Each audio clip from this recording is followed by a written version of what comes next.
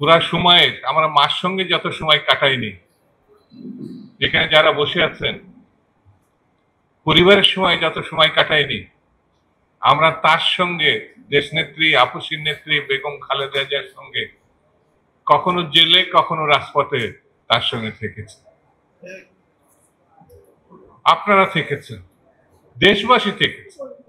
সেই জন্য তিনি যখন অসুস্থ হয়ে যায় মানুষ বলে বাংলাদেশ অসুস্থ হয়ে গেছে। তিনি যখন হাসেন তখন লোকে বলে গণতন্ত্রের কর্মীরা হাসে, দেশবাসী হাসে, স্বাধীনতা উজ্জীবিত হয়। আজকে তার জন্য যে দোয়া মাহফিল, আমি অন্য প্রসঙ্গে যাব না, শুধু এতটুকু বলি, তাকে রক্ষা করা যদি সম্ভব হয় তাহলে বাংলাদেশে গণতন্ত্র রক্ষা করা সম্ভব। তাকে যদি সুস্থতায় ফিরিয়ে আনা যায়, বাংলাদেশ সুস্থতায় ফিরে আসবে। তার জীবন গণতন্ত্র এবং বাংলাদেশের সঙ্গে অঙ্গাঙ্গি ভাবে জড়িত। বন্ধুরা, আসুন আমরা একটু আগে দোয়া করেছেন আলেম সাহেব, ইমাম সাহেব, আমরা সেই দোয়ায় শরীক হয়েছি।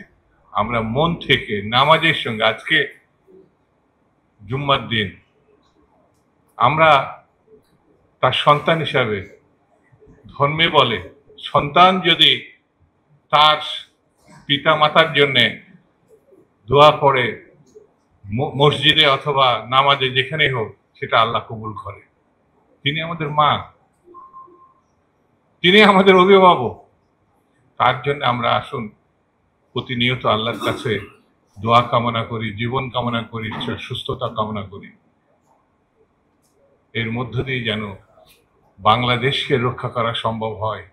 চারিধারে হানাদার বাহিনী, চারিধারে শত্রু।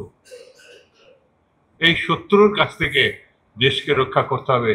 শহীদ জিয়া রহমান, বেগম খালেদা জিয়া এবং তারেক রহমান, বর্তমানে যিনি আমাদের নেতা, গণতন্ত্রের নেতা এবং বাংলাদেশে গণতন্ত্র প্রতিষ্ঠায় যিনি দীর্ঘ সময় লড়াই করেছেন, এই মানুষগুলো আমাদের সামনে আছে। সেহেতু নিশ্চিত আমি এ কথা বলতে পারি, বাংলাদেশকে কেউ পরাধীন রাখতে পারবে না, কোনোভাবে না, যদি আমরা ঐক্যবদ্ধভাবে থাকি।